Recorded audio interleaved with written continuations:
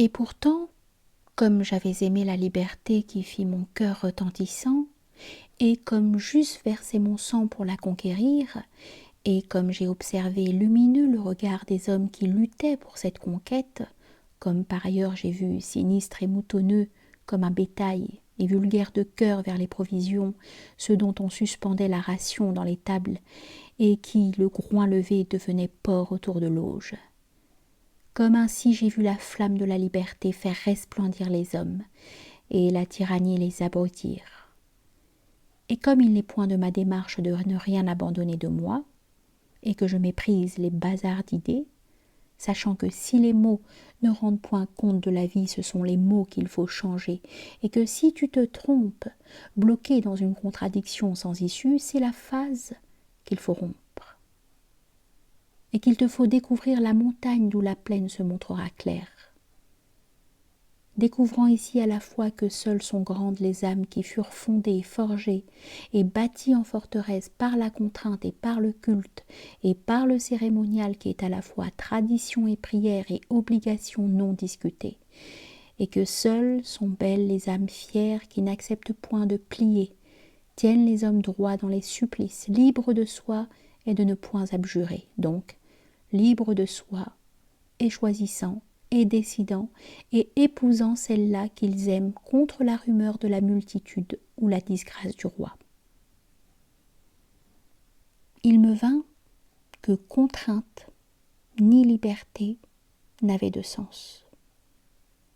car aucun de mes mouvements n'est à refuser, bien que les mots qui les signifient se tirent la langue. Si donc tu emprisonnes selon une idée préconçue, et s'il se trouve que tu en emprisonnes beaucoup, et peut-être les pourrais-tu emprisonner tous, car tous charrient une part de ce que tu condamnes, comme le serait d'emprisonner les désirs illégitimes, et des saints eux-mêmes iraient en prison. C'est que ton idée préconçue est mauvais point de vue pour juger des hommes. Montagne interdite et sanglante qui départage mal et te force d'agir contre l'homme lui-même. Car celui-là que tu condamnes, sa belle part pourrait être grande. Or il se trouve que tu l'écrases. Et si tes gendarmes, lesquels nécessairement sont stupides et agents aveugles de tes ordres, et de par leur fonction à laquelle tu ne demandes point d'intuition, mais bien au contraire refusent ce droit, car il s'agit pour eux non de saisir et de juger, mais de distinguer selon tes signes, si tes gendarmes reçoivent pour consigne de classer en noir et non en blanc, car il n'est pour eux que deux couleurs. Celui-là, par exemple, qui fredonne quand il est seul ou doute quelquefois de Dieu, ou bâille au travail de la terre, ou en quelque sorte pense, agit, aime, hait, admire ou méprise quoi que ce soit.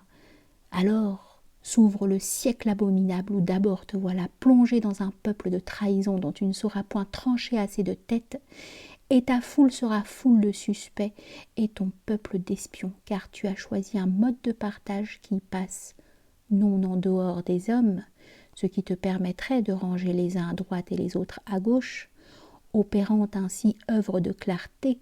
mais à travers l'homme lui-même, le divisant d'avec lui-même, le faisant espion de soi-même, suspect de soi-même, traître de soi-même,